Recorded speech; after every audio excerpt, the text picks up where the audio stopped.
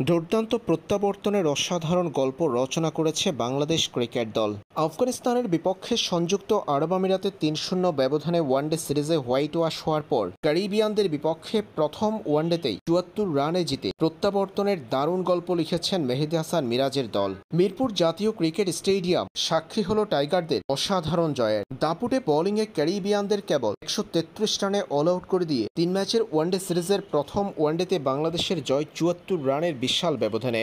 ব্যাটসম্যানরা ভালো পুঁজি গড়তে না পারলেও বোলারদের দাপুট দেখা গেল মিরপুরে। দিনের শুরুতে ব্যাটিং করে বাংলাদেশের সংগ্রহ ২০৭ রান। টপ অর্ডারদের কেউই ভালো ব্যাটিং করতে না পারলেও মিডল অর্ডারে দলের হাল ধরেছেন তাওহিদ হৃদয়। ৫১ রানের ইনিংস খেলে আউট হয়েছেন তিনি। তার সাথে সঙ্গ দিয়েছেন মাহিদুল ইসলাম অঙ্কন, নাজমুল হোসেন শান্তরা। শেষ অংশে ব্যাট হাতে ঝড় তুলেছেন রিশাদ হোসেন। ১৩ বলে খেলেছেন ২৬ রানের ইনিংস। ২০৮ রানের টার্গেটে ব্যাটিং করতে নামা ওয়েস্ট ইন্ডিজের শুরুটা ছিল দুর্দান্ত, তবেই ঘুরে দাঁড়িয়েছে বাংলাদেশের শুরুটা এনে দিয়েছেন রিশাদ হোসেন। এই ম্যাচে ক্যারিবিয়ানদের কেবল ১৩৩ রানে অল আউট করে দেওয়ার পথে বল হাতে ৬ উইকেট পেয়েছেন রিশাদ। তরুণ এই লেগ স্পিনার এদিন ৯ ওভার বোলিং করে কেবল ৩৫ রান দিয়ে ৬ উইকেট পেয়েছেন। ক্যারিয়ার সেরা বোলিংয়ে ৩.৮৯ ইকোনমি রেটে প্রতিপক্ষ ব্যাটারদের পরীক্ষা নিয়েছেন রিশাদ।